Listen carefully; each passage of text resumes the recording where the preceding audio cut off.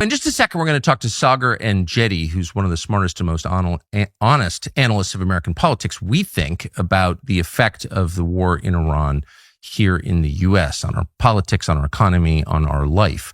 But first, just a couple of quick things, which is no matter what you think of this war, you've got to be rooting for the United States, your country, and particularly for the people fighting this war. It's a cliche to say it, but it's true.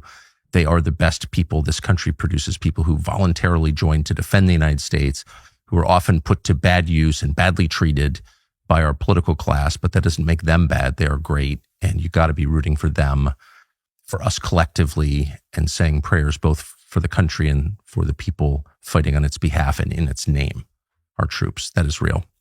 The second thing concerns the show that we did 2 days ago about the efforts to rebuild the third temple in Jerusalem. We went on at some length about this and why at its core for some of the people fighting in this conflict in the United States and Israel and Iran, this is a religious conflict, and that we should be aware of the effects of that long term. Religious conflicts are not typically resolved quickly. They can go on generationally. They can go on 1,000 years. In fact, they're still ongoing for over 1,000 years in some cases. So it's a big deal to have a religious war. In some ways, this may turn out to be a religious war. In others, it's just inherently a religious war. So you should know. And at the center of that conflict is this thing called the Third Temple, which does not yet exist, but some people would like to rebuild. So we did a whole show on this, seemed important and true. And in the course of that show, we described patches that some soldiers in the Israeli military, the IDF, are wearing that show an image of a temple, the Third Temple. And we asked, where did these come from? And it seems like from accounts that we read from those soldiers online that they got these patches somehow from a group called Chabad.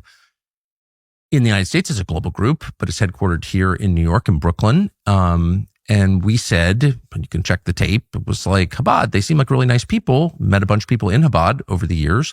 They do a bunch of charitable enterprises.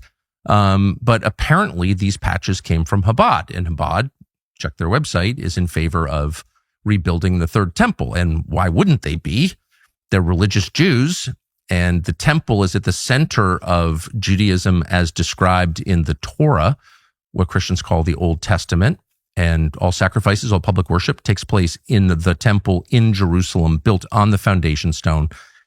And that's where God resides, according to Judaism, to Torah Judaism. And all of that ended in 70 AD when the Romans, as predicted by Jesus, destroyed the temple. Now, from a Christian perspective, God destroyed the temple, Jesus destroyed the temple, and became himself the temple. He replaced the temple with his body. And he says this, I am the temple. So that is the Christian view of the temple. But the Jewish view of the temple is very different.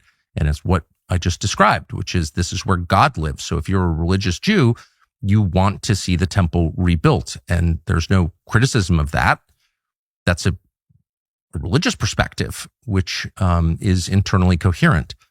Our only point was, you should know that this is happening and that U.S. taxpayers are paying for it. And apparently these patches came from Chabad. That was the kind of sum total of my observations about Chabad. Well, the next morning, which is to say yesterday, you wake up and there are all these attacks. Chabad, you're attacking Chabad. You're blaming Chabad for the war. No.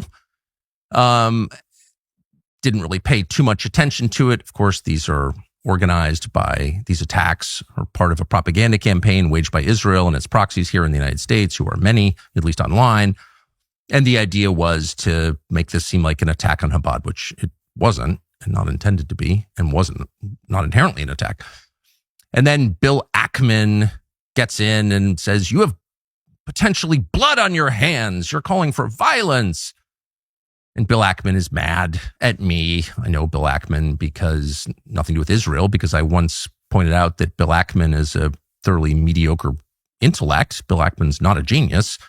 And yet Bill Ackman has billions of dollars. And how did that happen? That's not the American dream I was told about, that people with very little talent become the richest people in our country. How does that work? What American dream are you living? How did you do that? Same with Jeffrey Epstein. Guy's not very bright. It's very obvious from his texts and emails, but he wound up with $1 billion and his own island. where did the money come from? How does this economic system work, actually? Can I get in on this?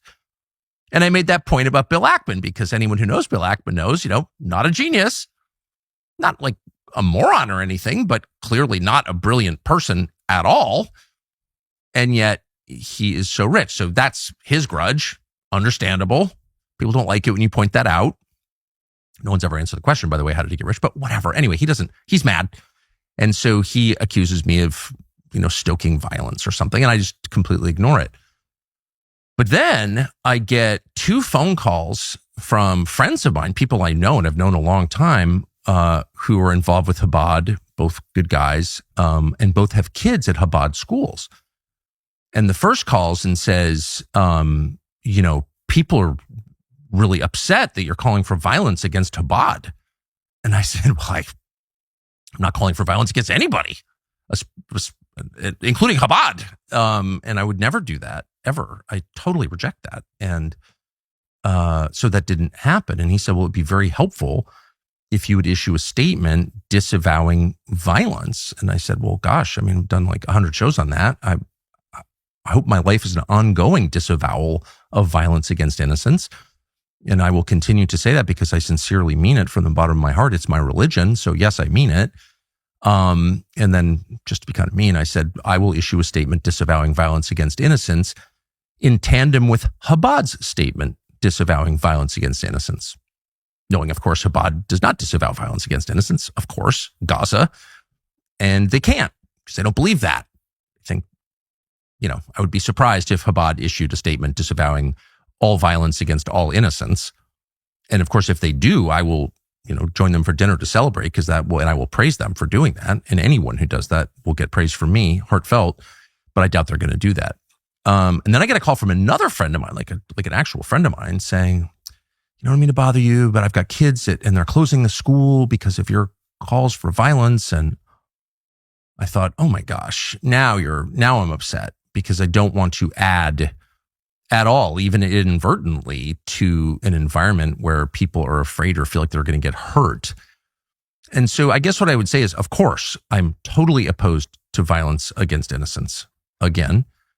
But moreover, this is the product of the war that is underway now and evidence of the point that this is fundamentally a religious war whose effects are already being felt here, which is to say groups are in fear of other groups. American groups are in fear of each other. And that is just absolutely a tragedy.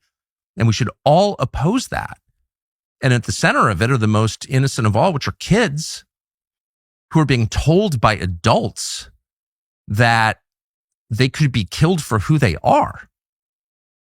Now, think about that for a second. Think about a PR campaign or a propaganda campaign designed to make people terrified for their lives, which is what the Israeli campaign is, telling Americans that they could be killed, that anti-Semitism in the United States is so terrible, being ginned up by people like me and other people online, that they could be killed. Imagine that's not true at all.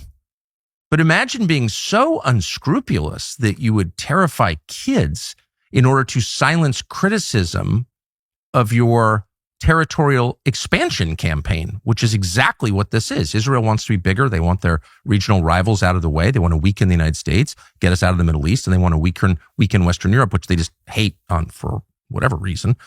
They truly hate Western Europe, which is one of the reasons the Israeli government has helped move migrants into Europe to weaken and destroy it. What is that? I don't really know the answer, but it's demonstrable. They hate Western Europe.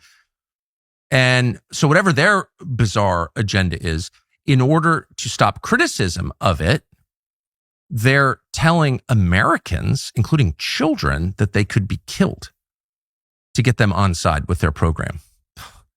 That is super dark. That is evil, completely evil.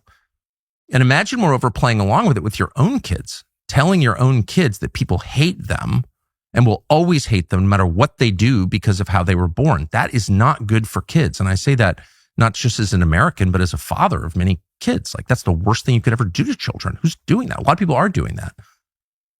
And it doesn't produce happy people. It produces unbalanced people like Mark Levin, whose mother clearly told him that. That is not a fair description of the country we live in. We live in still now, for all its flaws, a very decent country where people accept each other's differences. And there is an organized campaign underway this moment to foment religious hatred in this country, hatred of American for American on the basis of religious identity.